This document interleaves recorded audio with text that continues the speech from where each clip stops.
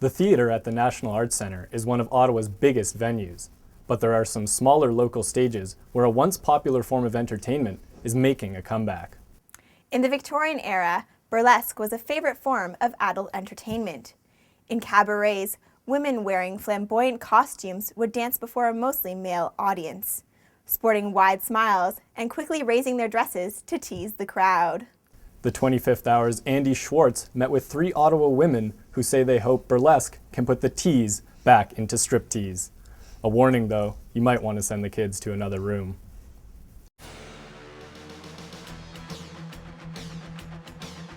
Costumes, tassels, and glitter. This is the world of burlesque. A world that has captivated Jess Perot, Christy Millen, and Emma Bryant and inspired them to get on stage. They even started their own burlesque troupe in Ottawa. The traditional type burlesque stuff is something that's always intrigued me. It just seems so glamorous and so much fun. I can be a bit of an exhibitionist and I like to dance and perform.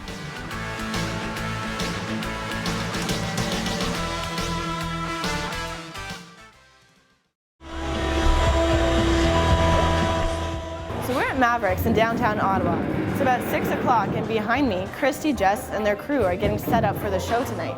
It's going to be their first show as their own troupe. I have purple or I have the silver and black. We did Rockalily for a while. It was a big group. We did a lot of routines. I like putting the actual shows together, so it was nice to kind of leave a big group and be able to work a little bit more closely with everything.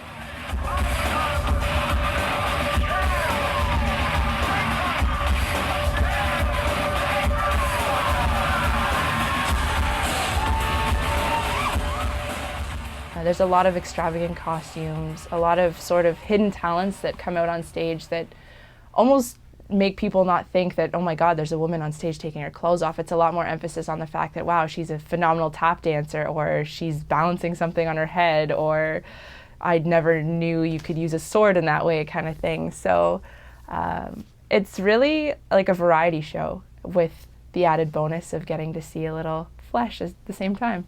So this here is my burlesque room. It's basically an entire room I've turned into a closet because costumes take up a lot of space. Okay. So I've got it filled with feathers and glitter. It's my favorite room in my place. Can you show us your favorite costume? Yes, definitely. So this is, I was telling you about it before. It's the one thing I didn't actually make myself. It's a young girl in Ottawa made it for me. And it's covered in glitter right now because it's fresh out of the bag from the last show I did, but it's my custom-made corset. That one there. It's got the bra that goes with it. And I think it's really pretty. Very nice. In its early days, burlesque was a form of literary and theatrical satire. In the Victorian era, cabarets like the Moulin Rouge in Paris popularized the striptease component of burlesque. In sort of the showgirl kind of venues, middle-class folks would go to basically be entertained, to escape their, the constraints of their sort of Victorian ways, but they also were very interested in release, escapism, voyeurism, all of the things that, again, weren't really encouraged in sort of day-to-day life. More recently, strip clubs have overshadowed burlesque performances, but these women say burlesque has made its comeback. I think people are getting kind of sick of the skin show, and they want something with a little bit more class, a little bit more exotic maybe, a little bit more imagination to it, as opposed to just like boobies in your face, it leaves a little bit more to the imagination. I think people are starting to become more interested in that era, where it came from, and that kind of style, as opposed to what you see all over like music videos and everything now. It's totally different, so maybe they're bored.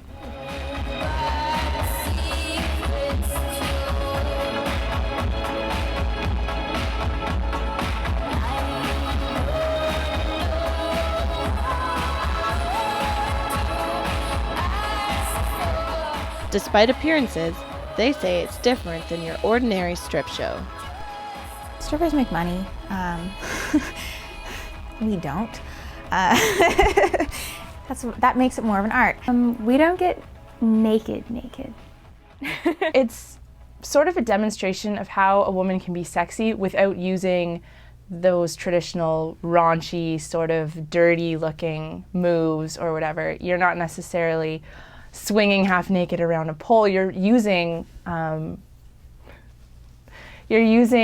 your talent to be sexy. Modern strip clubs, here anyway in this city, it's different no matter where you go, but modern today's stripping is more about getting naked, and it's more about sex, not as much about sexy.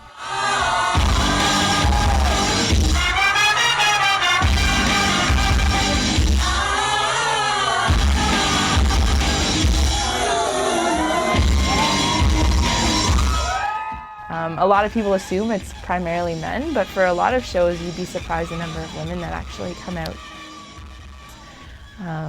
We've definitely had all age ranges. We've had anywhere from, the people new to the bar scene, the 19-year-olds, to the 50-year-old women who have said, you know what, it's so amazing to see you out there. I never thought maybe somebody with a few extra pounds or somebody that's not necessarily all about the sort of cookie cutter look get up on stage, and it was very invigorating for me to see that. Anybody can come out to one of the shows, one of our shows, anybody else's show, and they don't look up at a bunch of tiny little Barbie girls and think like, oh my God, I wish I looked like that. They think, oh wow, she's beautiful because she looks like that. It could be very objectifying if you didn't break those sort of misconceptions of what being beautiful is. But again, we do it because we think every woman is beautiful, and this is a way of showing it.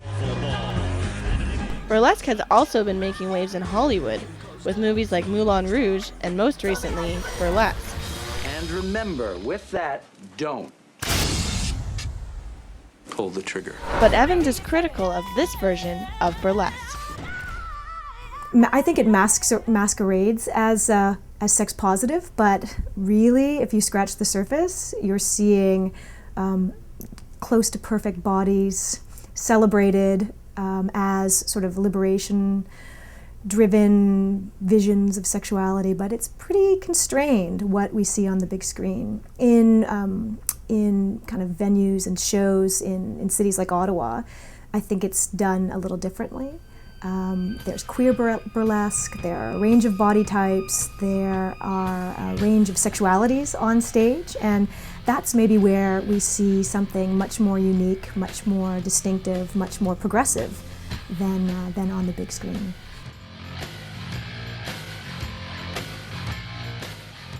As far as the being the sex object or being objectified on stage, we all understand that that's sort of a risk.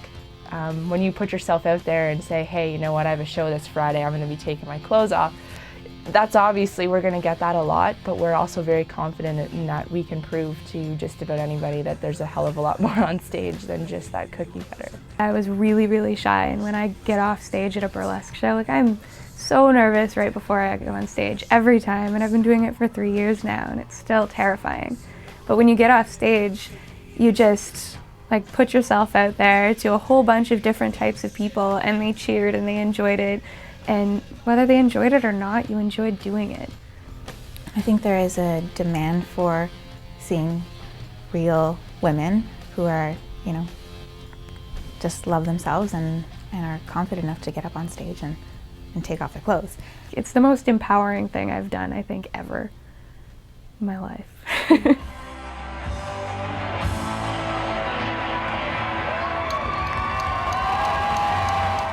Andi Schwartz, 25th Hour, Ottawa.